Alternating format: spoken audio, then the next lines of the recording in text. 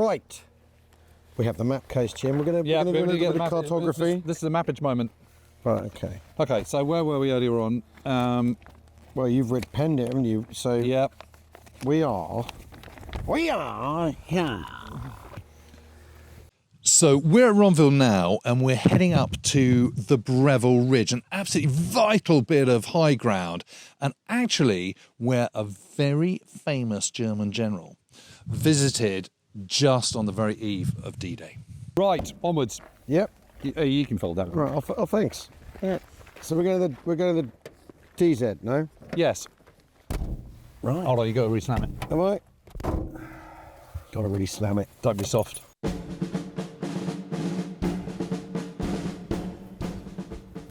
It's amazing because when you're at Ronville and you're going across DZN, this doesn't look that impressive a ridge. But when you're on here, boy, you can see the significance. But that's like all of it. That's like all the landscape around here because well, and the roads cut you round it rather than send you up it directly. If you're having to walk up here on foot, that's steep enough. That drop there is quite pronounced. But it's the eyes you get from here. Yeah. You know, that's the thing. It's just incredible how well you can see everything. And of course, this is also the route through which Operation Goodwood gets launched on the 18th of July 1940.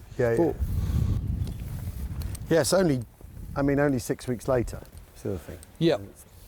And those events feel hugely separated in time, but actually they're only 6 weeks apart. Only 6 weeks apart, yeah. Yeah. Good tank country.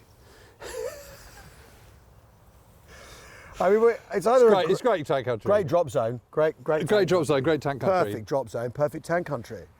Yes, of course, the enormous cloud of dust that forms here and the run up to Goodwood because it's dry and it doesn't give away the 400 tanks or whatever. But that stripy tower was there at Colonville. Yeah. I wonder where would you put the OP? I mean, it's a mystery. Where would you put the lad with the pair of binoculars and the radio? It's a water tower, isn't it? Maybe a water tower, yeah. You just can't work out where the OP would go, Jim.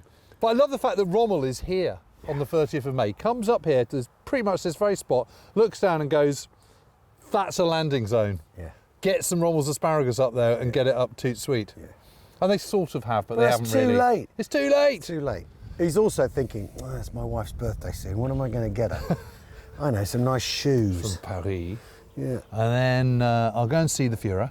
Yeah. And I'll finally get him to my way of thinking. I'll have complete control of all the Panzer divisions. Yeah. And give Lucy some shoes. Well, if she's for fishes and all that. Yeah. Yeah. Suddenly it's kind of killing two birds with one stone. You can't see Pegasus Bridge, but you could. I mean, you know where it is, though. The thing is, though, if you are the Germans, you absolutely do not want to give this up, because you know, this offers you basically shelling rights. Yep. Of everything in that direction. And observation rights. Exactly, what it amounts to. Yeah, well, I suppose the two go to hand in hand. They're the same thing, aren't they? But it's absolutely amazing. It's so obviously the place to put a drop zone in.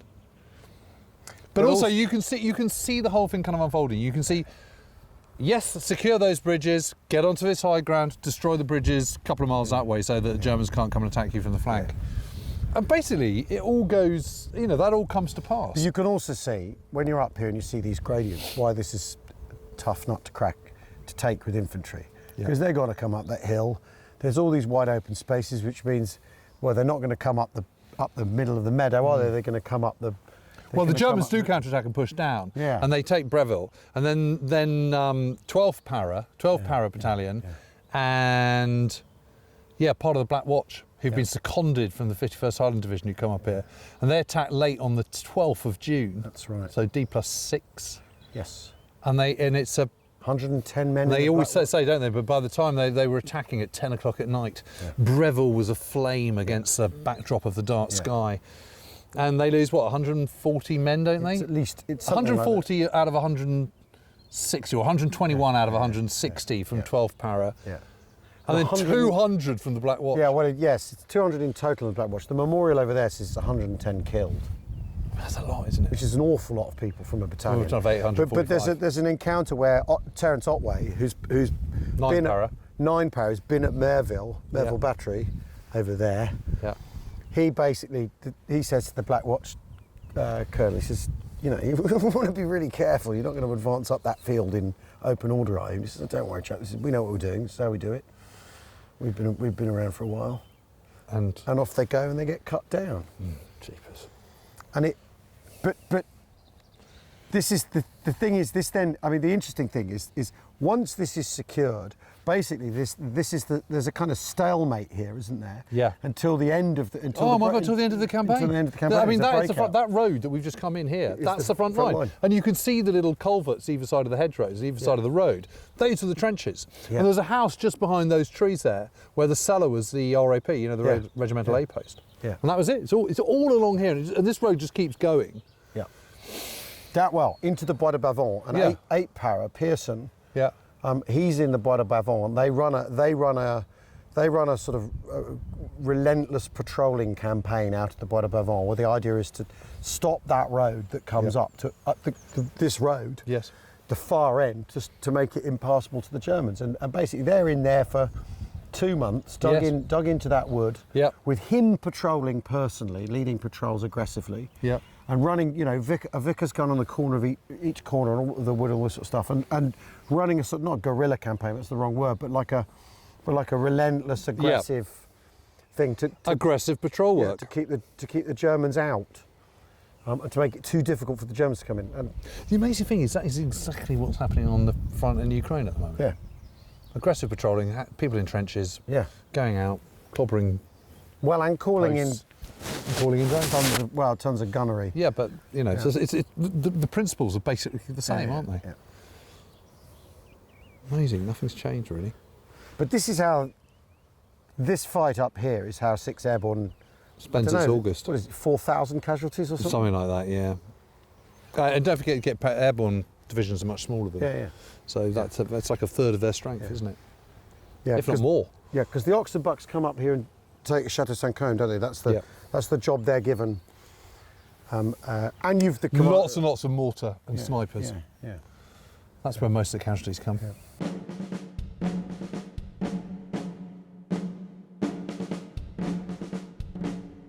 I've got to say, I always absolutely love coming on this road because this is the freaking front line. Yeah.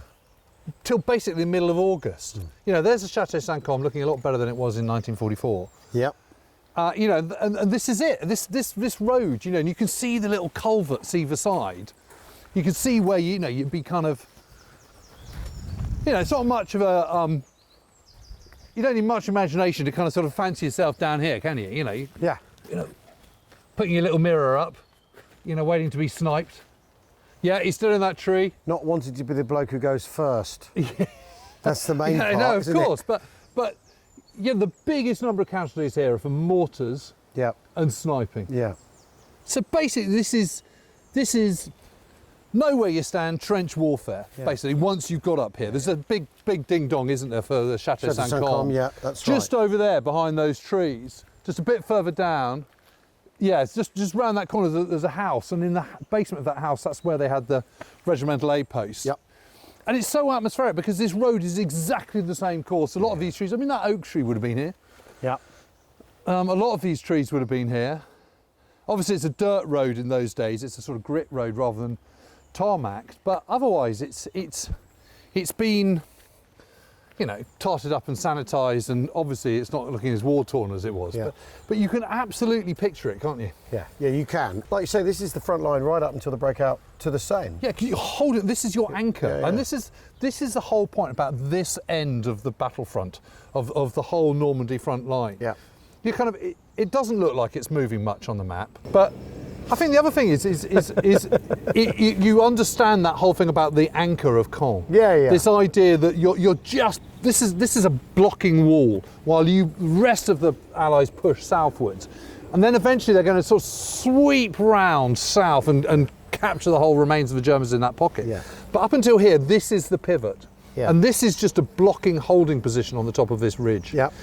And the other thing I absolutely love about it is that you get this sense that of the scale of everything, of how it all fits in, how it all fits together. Yeah.